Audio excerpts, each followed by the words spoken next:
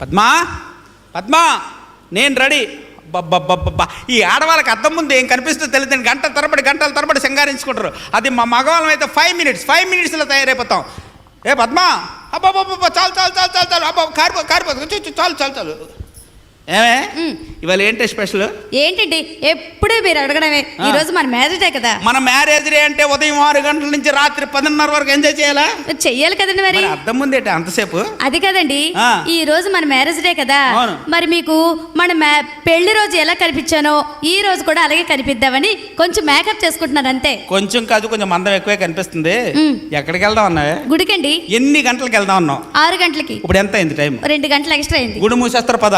ఏమండి ఏంటి ఎలాగా లేట్ అయింది కదా. మరి మన పెళ్లి రోజు మిమ్మల్ని ఒకటి అడగాలనుకున్నాను, అప్పుడు మర్చిపోయాను. ఇప్పుడు అడగమంటారా? ఏమే పద్మా, నిన్ను ఎప్పుడైనా భార్యలా చూసానా నేను? అంటే మన ఇద్దరం ఫ్రెండ్స్ లా ఉంటాం కదా. ఒక ఫ్రెండ్ని అడిగినంత ధైర్యంగా అడిగాయి. నిజంగా అడిగేమంటారు? చెప్తాను, అడిగాయి. మీరేమనుకోరు కదా? ఏమనుకోను, నువ్వు పెళ్లి రోజు ఏం మర్చిపోయావో అది అడిగాయి, నేను నీకు చెప్పేస్తాను. ఏమండి నిజంగా అడిగేస్తాను. ఏమనుకోను, అడిగాయి. ఏంటి తర్వాత తిట్టకూడదు? ఏమి తిట్టనో కొట్టనో అడిగాయి. ఏమండి మరి మీ దృష్టిలో భార్య ఎలా ఉండాలండి? అప్పుడు మర్చిపోయాగానే సరైన టైంలో అడిగావే. నా దృష్టిలో భర్త ప్రతి సంవత్సరం ఇచ్చే కొత్త డైరీలాగా ఉండాలి. ఎందుకండి?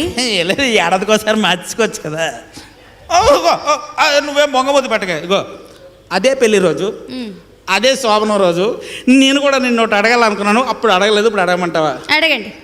నీ దృష్టిలో భర్త అంటే మొగుడు, హస్బెండ్ ఎలా ఉండాలనుకుంటున్నావు? నా దృష్టిలో అవును భర్త, అవును మొగుడు, హస్బెండ్ అవునా డైలీ పేపర్ లో ఉండాలండి. డైలీ పేపర్ లాగా? ఎందుకే? రోజు చెక్క మార్చుకోవచ్చు కదా.